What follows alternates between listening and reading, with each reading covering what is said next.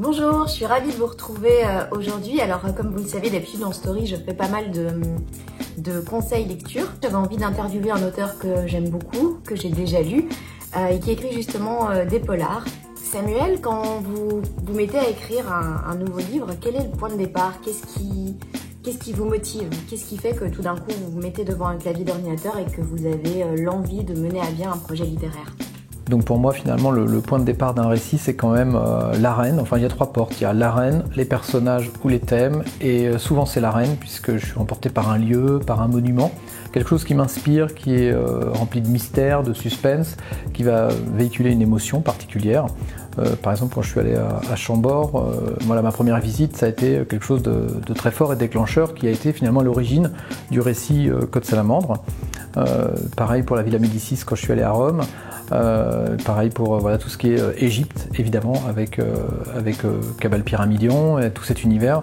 Pour moi, c'est vraiment un véhicule d'émotions et puis de lieux que j'ai envie de partager dans les récits. Donc ça, c'est vraiment quelque chose qui me lance.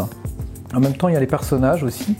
Ça peut arriver de ce côté-là. Un personnage qui va m'être tout de suite suffisamment fort pour me dire « Ok, avec lui, je peux partir sur une histoire complète. Ça m'intéresse. » Ou alors, bien sûr, les thèmes. Alors, quelque chose qui va me toucher personnellement. Et je me dis « Voilà, je vais écrire une histoire qui va tourner autour de ce thème-là parce que j'ai envie de partager toutes ces émotions qui débordent en moi avec ça. » J'imagine que lorsque vous écrivez un livre, il y a un travail de recherche. Vous partez pas comme ça, tout d'un coup, j'ai une idée, hop, je me mets à écrire, parce que dans vos différents romans, ils sont en tout cas très documentés et on sent bien qu'il y a cette envie de rester quand même dans les clous, dans le réel et de ne pas partir dans des choses extravagantes ou irréalistes.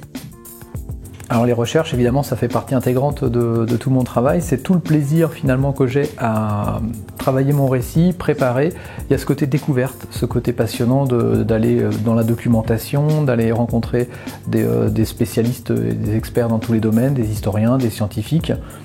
C'est à la fois le côté je vais apprendre des choses en même temps que je vais créer mon histoire avec ma fiction, les personnages que je vais inventer, et en même temps de se dire dans mon récit, énormément d'éléments sont authentiques. Donc pour ceux qui vont sur place, sur les lieux dont je parle, souvent ils vont découvrir des choses qui existent réellement.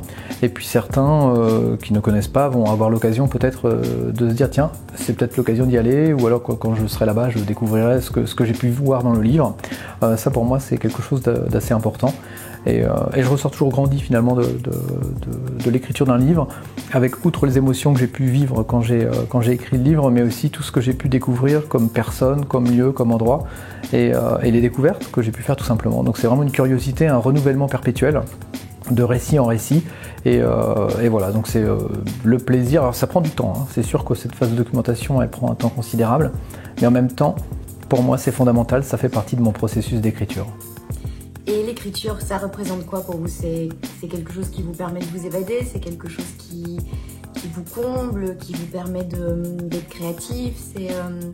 Et aussi pourquoi ce genre-là spécialement? Pourquoi le polar? Pourquoi les enquêtes? Alors pour moi, l'écriture aujourd'hui, ça représente donc plusieurs choses. Déjà, c'est mon activité au quotidien, que ce soit pour des romans ou pour des séries télé.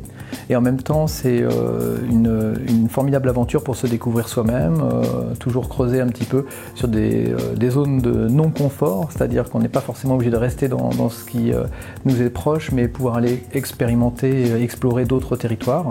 C'est aussi une écriture à la fois solitaire quand je suis sur les romans, c'est-à-dire que je suis seul à créer mes histoires, mes personnages, et par contre quand je suis sur l'écriture de scénarios audiovisuels, donc avec des co-auteurs, avec des camarades, là c'est vraiment un partage collectif, une construction à plusieurs.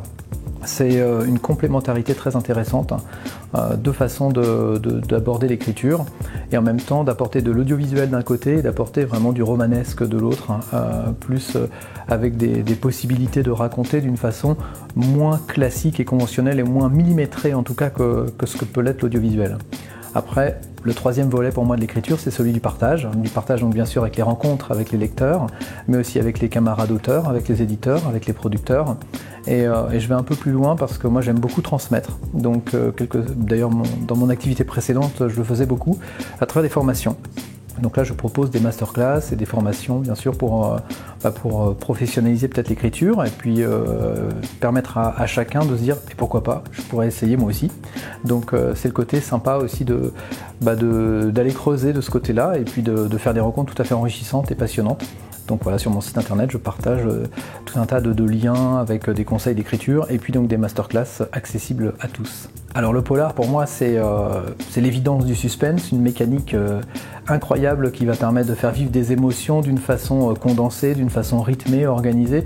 Moi, je suis une formation ingénieur, donc tout ce qui est organisation, construction, planning, ça fait partie de mon langage, en tout cas c'est ma grammaire, et j'aime retrouver ça dans la mécanique du suspense. Et en même temps, aujourd'hui, le suspense, on le voit finalement de plus en plus présent dans la plupart des romans, dans la plupart des genres littéraires d'ailleurs.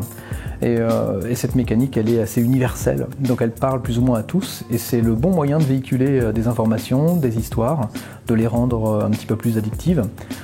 Et donc voilà, le moteur du suspense et du polar, pour moi, c'était évidemment quelque chose un point d'entrée pour tous mes récits. Et alors pour terminer, j'aimerais lire un extrait d'un de vos livres pour les personnes qui nous écoutent.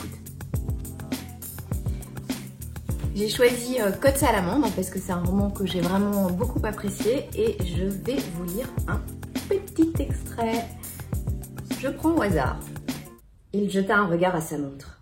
Plus que 10 minutes. Yvan Sauvage parcourut ses fiches pour la énième fois, de quoi le maintenir sous pression. Expert en art et commissaire-priseur, il s'apprêtait à réaliser l'une des ventes les plus courues de l'année. Dans la grande salle des enchères de Christie's, des pièces rares ayant appartenu à la dernière lignée royale française allaient changer de main. Près de 500 lots provenant pour l'essentiel de l'appartement de la rue Miroménil seraient adjugés au plus offrant. Yvan, sourd à l'agitation qui l'entourait, se remémorait des annotations qu'il avait surlignées au stabilo. Chaque détail, chaque mot comptait et pouvait relancer ou non les enchères. Il finit par lâcher ses fiches. Trop fébrile, le trac le gagnait. Malgré son expérience, rien ne changerait jamais. Il avait besoin de cette montée d'adrénaline avant d'affronter la salle. Voilà, si vous avez envie d'en savoir plus, je vous invite à vous procurer Côte Salamandre de Samuel Delage.